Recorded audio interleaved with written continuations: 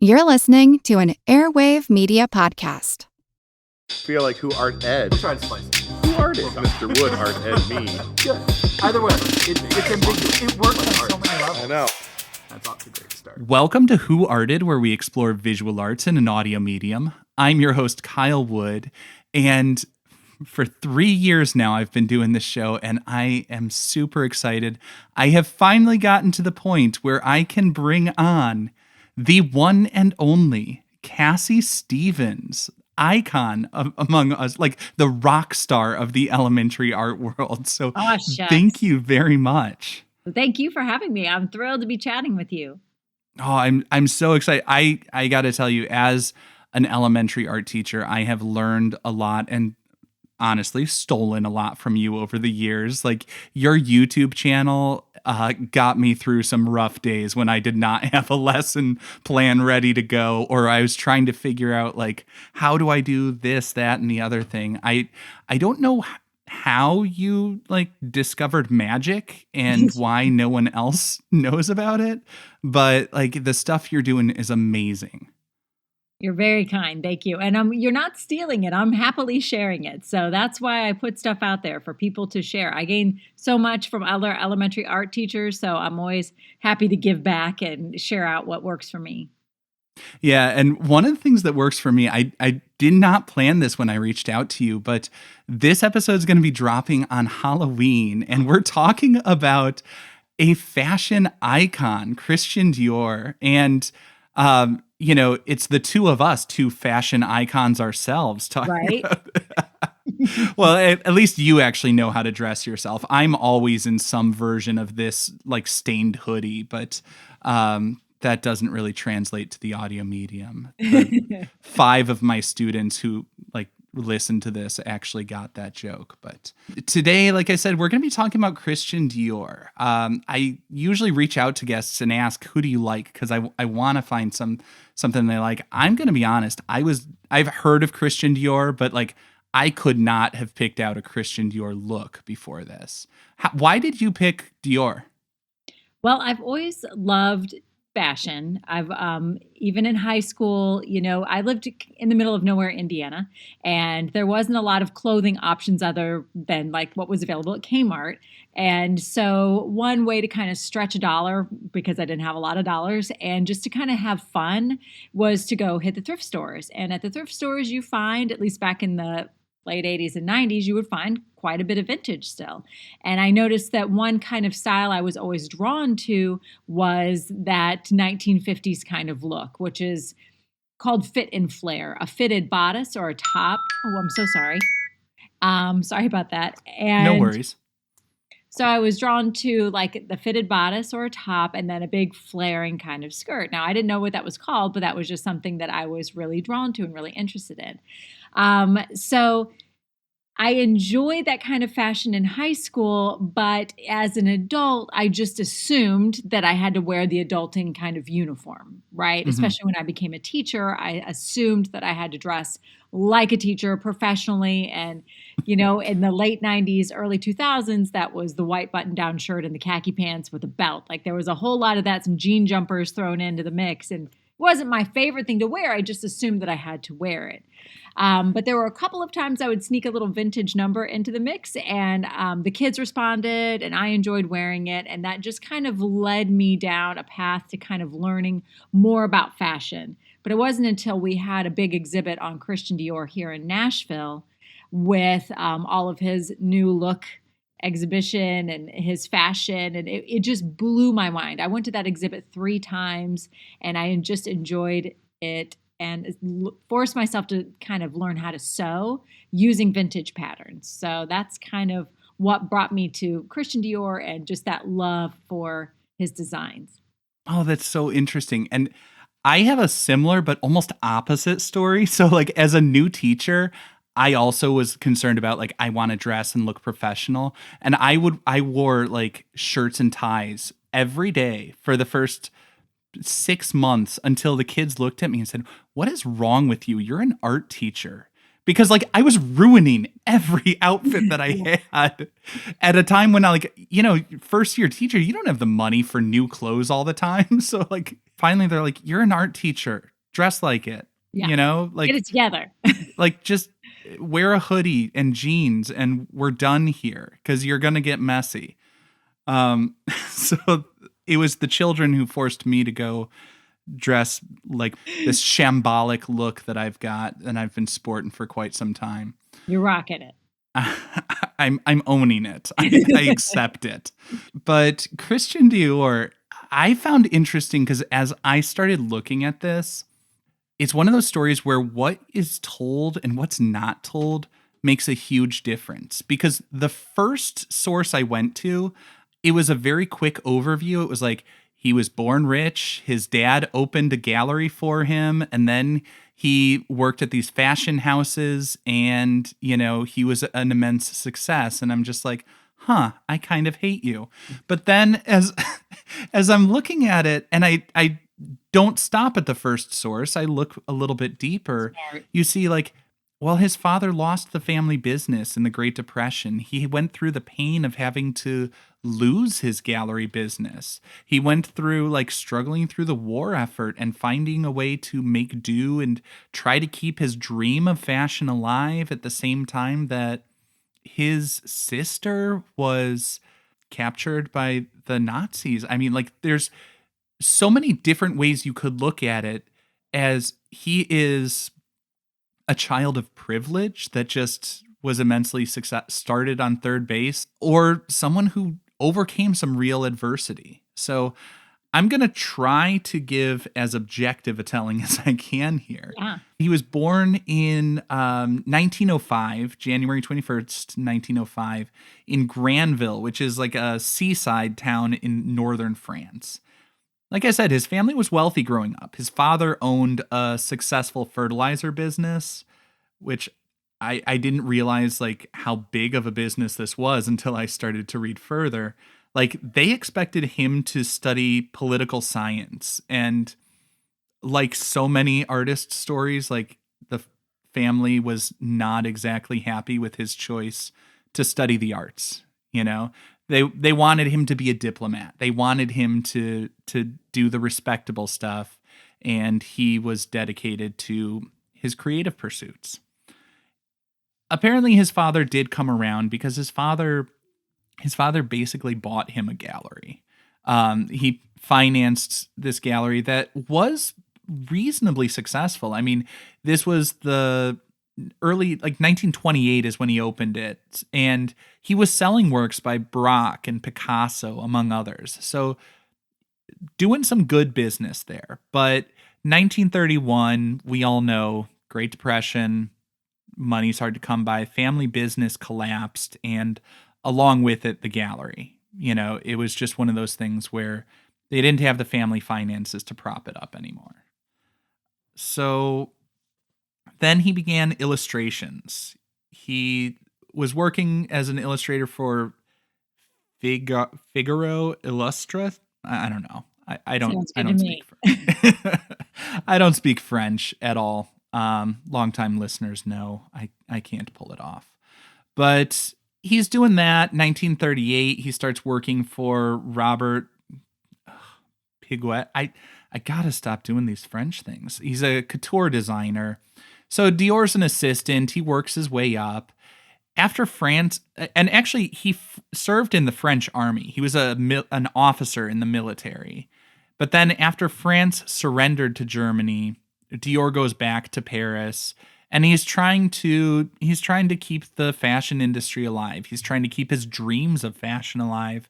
And so he works for the Lucien Lelong house. It's just another couture fashion house. And during this time, France is occupied by the Germans. So when you think about who has the resources to be buying these things, it's the wives of the German officers and things like that. So that fashion house is selling. And this is one of those moments where it's like, it's really hard to just put yourself in that mindset. Like, what must have been like you have to keep your dream alive, by selling to these people that are occupying your homeland. And Dior's sister was a part of the French resistance, and she was captured by the Nazis and sent to a concentration camp. And it is one of those few stories where she survived the concentration camp, thankfully. But hats off to her. She had the courage of her convictions to go through awful conditions, unimaginable. But in 1945, he actually named his first fragrance Miss Dior as a tribute to her. Or I'm sorry, 1947, he named it after her. So, like I said, he was almost an instant success. After the war, December 1946, he founds his own business, the Christian Dior house. And by 47, like February of 47, so it's like 2 months after founding his house, he puts out a collection. And you already alluded to the new look. Yeah. That was a term that came from Harper's Bazaar describing his collection. I mean, it just revolutionized the way that people looked at, as you said, the silhouette. It was drastically different because, and I think the war effort is part of the understanding of this, because it was away from the rationing of fabric. Like, he's using a lot of fabric to make those big poofy, I don't know how to describe a fashion silhouette. Can you help me out here? Yeah, there were usually like well, like you're saying, during that time they were rationing fabric. So I mean, even if you think here in the United States during the Great Depression, prior to the war, flour was sold in printed bags because Yeah. fabric was so scarce, and they realized that women were using the bags that flour came in as clothing, so they even started printing patterns on it, because that's just how scarce and tight resources were, that they were using flour sacks to make clothing. So that's one end of the spectrum. And then after the war, along comes Dior, and he's using yards and yards and yards of fabric to create things like what we now would call like a poodle skirt. He's essentially the inventor of that look, where it was like a big circle skirt or a big gathered skirt. So imagine yards of fabric that is singed at the top to make it kind of come together, and then gathering that around the waist. And so that was so controversial. When we look at that 1950s dress, we think it looks very old fashioned, and, Mhm. we think of an era that's totally different from now, but that was super cutting edge, that he was using all that fabric. And it was so controversial that people were throwing paint on these models when they were out taking photos of the clothing. They were throwing paint on it and protesting and yelling at him and the models and whoever was out there working with the models, because they felt, here we are coming out of this war where we're rationing all this fabric, and to them it just looked like an immense amount of luxury and waste. So Yeah. what we see as old fashioned was actually just like extremely cutting edge, as with like so many artists that we talk about. I was just doing a lot of reading about Monet. When we see a Monet, we think, oh, such a pretty painting that my grandma had on a calendar in her kitchen. You know what I mean? We don't think that this guy's artwork was so controversial that they had to form their own salons. They weren't even allowed into the salon to show their paintings. So it's just very interesting, how the history gives us a totally different perspective on what was controversial back in the day. Yeah, it always cracks me up whenever I show Monet to my younger students, like second grade or whatever. They're always like, "Oh, it's so realistic," and I'm like, "Actually, for the time, it was scandalously bad. Right. It was like they were offended by how sloppy it was." And with this, it seems so conservative. Looking through today's lens, these very polished dresses. And you talk about like using 20 yards of fabric on a skirt or whatever. Like, that feels like a lot of fabric. You would think like scandalous is the short skirts, but no, using so much fabric, as you said, that was decadent. That was over the top and indulgent in a way that people found wasteful. And in the context of war-torn Europe, like, I can understand why people would say, "Hey, is this our priority?" But his stance was, yes, this is our priority, to bring back some joy Mhm. to that post-war society, to, to get back to what they had enjoyed previously. At least that was his goal from what I understand. Yeah. And what I found interesting about him was that, he came to, he reminds me a little bit of Grandma Moses in that he came to fashion, like, I want to say in his 30s or 40s, and then he Yeah. was an apprentice for, like you mentioned, the two designers. So it really took him a while to really give himself that push to just kind of go for it and to try it. And then when he did, it was this, we'll call it a success, but it was a controversial one, at that. But it was just like groundbreaking in that it changed the whole look from that point on, as far as fashion goes. But it's interesting that it took him that long to get up the courage, I guess, and then to get to that point. And then I believe he didn't live much longer after that, if I understand right. I wanna say maybe that was, maybe in It his 40s that he passed away. It was fairly young. it was fairly young. You're right. It took him like 15 years to be an overnight success. But but yeah, then he had like maybe 10-year run or so after that. I don't like to dwell too much on when people died, but yeah, he was like it was about 10 years of success before I think he died of a heart attack or something like that. But he in that time he did so much. He's innovating with these new silhouettes and the ways of working with fabric and just reinventing the way that people are looking at fashion. And I also just like the little things that I read that are sort of human things. Like he was a superstitious guy. Like he would consult tarot card readers, and he with every collection he included a coat named Granville after the town where he grew up, and his favorite flower, lily of the valley. Like someone, at least one model in each show had that flower with her. Like it's all these little things that I always find interesting because I'm that kind of guy who, like, when I do when I do a mural or something, I will hide my children's initials in it and stuff like that. I Easter like, eggs, little Easter eggs, right? yeah, I like that he would do that kind of stuff. Like that feels so human to me because when I look at couture fashion, it seems so unaccessible to me.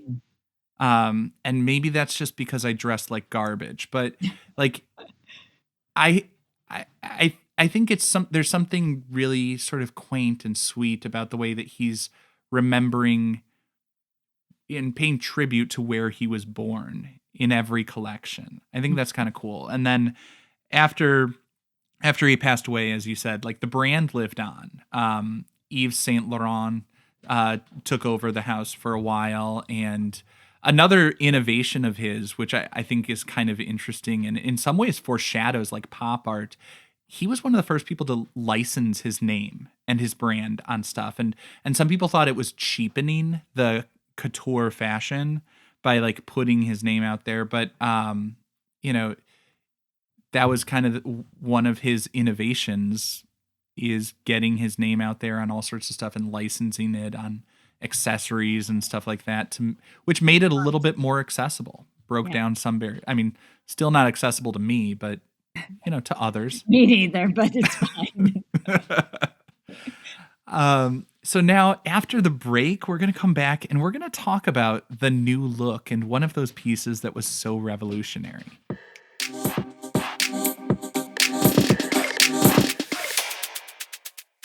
I'm looking here at the bar suit from 1947. This is from that first collection that made such an impact that like I always think of like it's named the new look, the way that like architects would talk about the international style. It's just like forget everything that happened before. These are the rules of the road going forward.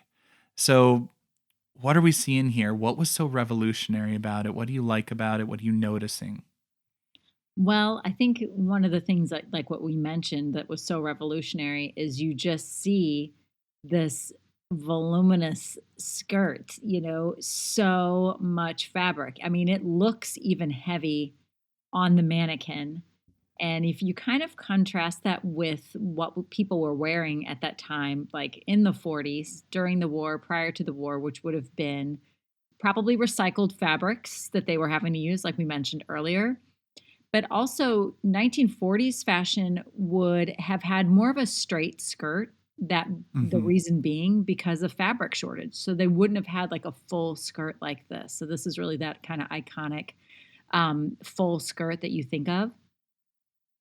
And then what I also noticed is that this dress, especially like the suit jacket, it's got a lot of heavy boning in it. So it really accentuates that hourglass figure that this mannequin has, and that, I'm assuming was the desirable look at the time, because as you know, with fashion and with trends, um, popularity and fashion changes, but also like popularity of what is considered beauty changes. And it always changes, it's always evolving. And it's almost like he's putting forward here what he thinks is going to be the new look as far as what people appreciate in beauty goes. So a really narrow waist, and then full hips, and this giant skirt. And it's also interesting that it's like full length all the way down to the wrists. It's buttoned up all the way pretty close to the neckline. So I would say it's almost like you mentioned earlier, as far as like the look of it goes. I would say this is a much more conservative look. It, to me, it almost seems like something dated back to maybe the queens, kings and queens of days of old, where it's like a very long dress, very hourglass, almost corseted kind of waist, and fabric down to the wrist. So everything is kind of covered. So that's what I'm seeing, and that's what I think about. Yeah, and I agree with everything the parts that I understood, I very much agreed with. I do have some questions for you though. So the first thing you talked about, it looks like a lot of boning in there. Can you explain what is boning Okay. is that like the construction material, how it's applied, like where are we going there? It's So structured. it is. It's like so an architect, when they're building a building, they're going to use either metal or yeah, metal posts to kind of create the boning or the inside Yeah. structure of a building, or wood, right? Usually one of those two things, and then the building is built around that. So boning is very similar, and it's almost always done in the bodice. The bodice is like the top, Yeah. you know, and then the skirt would be at the bottom. So the bodice at the top, you see it's really structured. That's Mhm. not just the fabric behaving that way on its own, because if you look at the sleeves, you can see the sleeve fabric looks a lot more loose. Like if you touched it, it would be gentle. But if you touched the torso, it looks like it would be really firm or hard. So that's because of the structure inside, or that boning. And boning is usually, it's made of a couple of different kinds of materials. Sometimes it's kind of a wire, sometimes it's what's called a horsehair boning. Different Mhm. kinds of materials can be used, but essentially it's that structure inside. If you can imagine in your head what a corset looks like, and Yeah. there's usually like these thin strips, I'll call it, of fabric that kind of run vertically on a corset that helps to give it its form. That's what the boning would look like if you had x-ray vision through this jacket. Okay, so to use an analogy, it's like the armature for a sculpture. There's some sort of rigid Exactly. support, That's maybe wire or exactly what something. it is. Okay. So that's actually like in there. It's not just the way that it's cut, but it's also like there's some more rigid stuff in there. And like you say, my reaction to this is very largely the same as yours, that the silhouette, it almost feels cartoonish in the exaggeration of the proportions and the hourglass figure, as you say, but it feels conservative. I mean, the skirt is longer. The jacket's buttoned up all the way to the top. It's um the other thing that like I look at this, I mean the jacket looks like the kind of fabric like my grandmother would wear.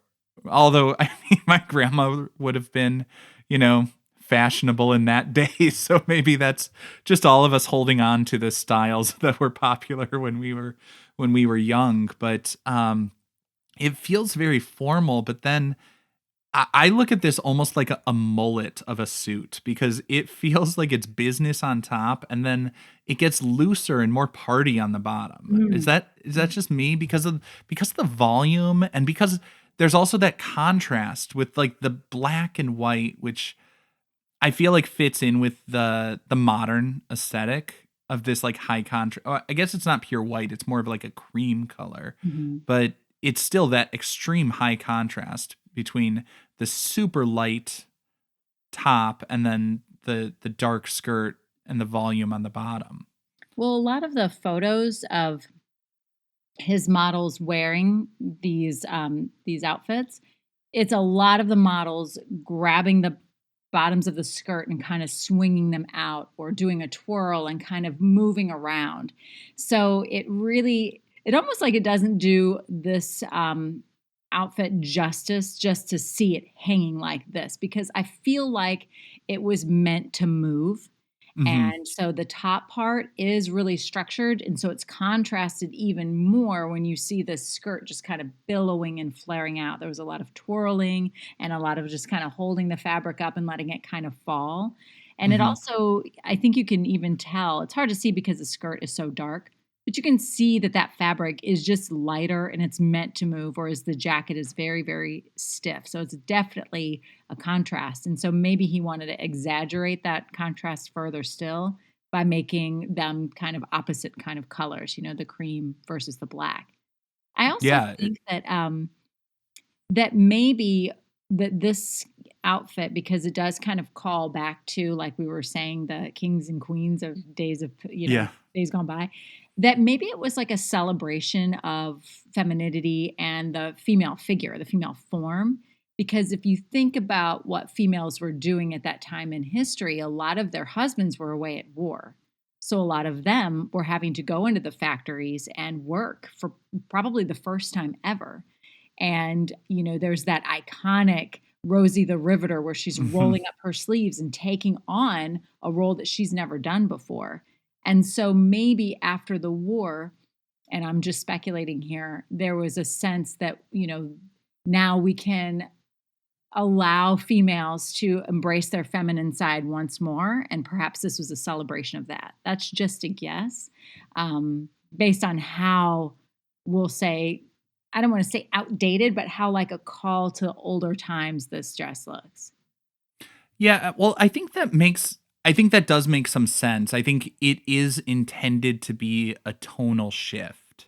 I think of it in the way that you talked about the movement was exaggerated in all of the photos of the models, twirling the dress and stuff. Like I feel like it is meant to be joyous and I think it does make sense that the super exaggerated hourglass, like, padding on the hips and really narrow at the waist and letting this flow. Like, I feel like the difference between that look and what had been happening previously, it does feel like it's intended to shift the tone. And I don't even know how to think about like I think that it is bringing back some of the softness and femininity and the joy of that aspect of life too, but I think there's something interesting and progressive about it in the way that it's not just lighthearted. There is structure. There is still like a strength to it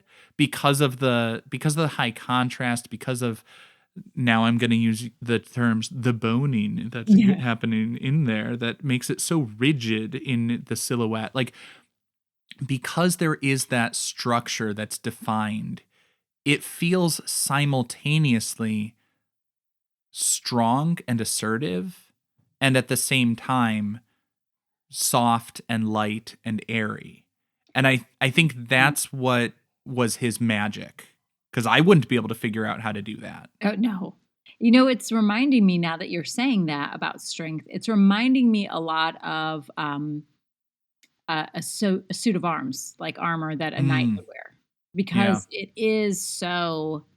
I mean, it looks like you could knock on it and it would make like a knock on a door kind of sound. It looks very, very solid, which, that could be a way of him showing the strength that women had to have during that time in history, but yet maybe also celebrating their femininity. Just a Yeah. thought. I don't know. I would agree. I mean, it's multifaceted, which, as we all know, humans are. And I think people respond when they see that reflected in works of art. So now to wrap it up, I always like to wrap this up in the most uncomfortable way possible. Yeah. So I'm wrapping it up. I want just a 3-point rating scale. And where should this hang? The Louvre? Is this something to look at? The lab? Is this something to learn from? Or the Louvre? British for that. Yeah. There's a poop joke in there somewhere. Oh, that's terrible. Oh, for me, this is definitely the Louvre. I mean, Dior is, I think his designs are magical. I find this to be beautiful. I think it was like a definite page in history that really changed the course of fashion, but it also was like this new time when the war had ended, and it was almost like a celebration of so many things, even though it was very decadent at that time. In that respect, it probably was a celebration. So I say the Louvre for sure. And he's French, so he has to go in the Louvre. So I'm sure there's probably some Dior in the Louvre. I wouldn't be surprised. Yeah, I mean, it's hard to argue with that. I mean, this does feel like it's a pretty significant piece, just in the way that people talked about it as the new look. Like, it is the end all be all of fashion for that day.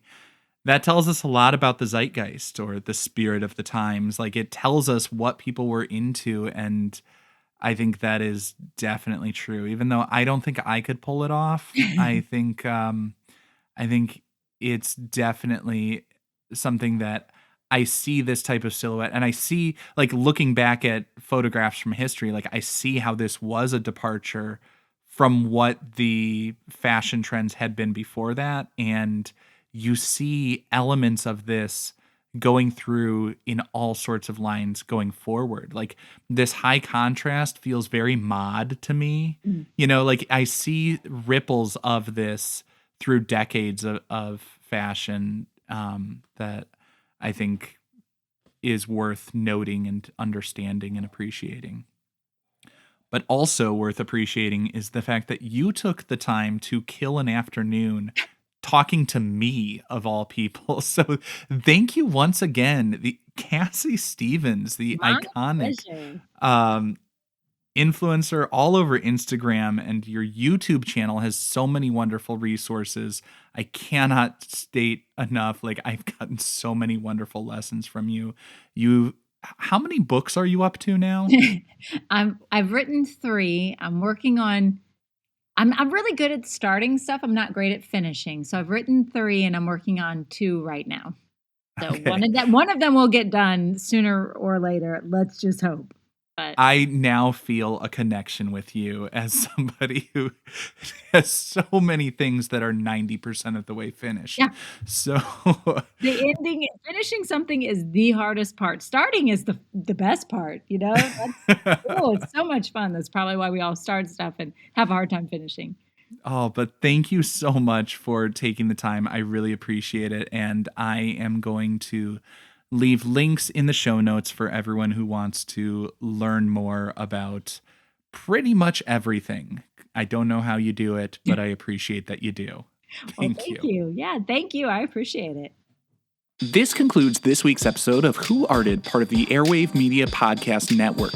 If you found this tolerable, please leave a rating or review on your favorite podcast app. You can find images of the work being discussed this week and every week on social media at Who Arted Podcast on Twitter, Instagram, and TikTok, and of course on the website whoartedpodcast.com.